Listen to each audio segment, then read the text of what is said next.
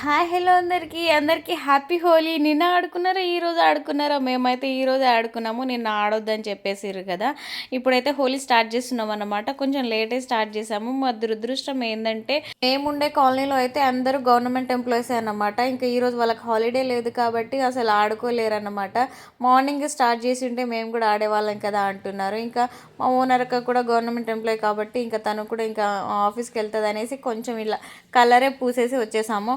And ఇక్కడ వాటర్తో ఏం ఆడట్లేదు, ఓన్లీ కలర్స్తోనే ఆడుకుంటున్నాం అన్నమాట.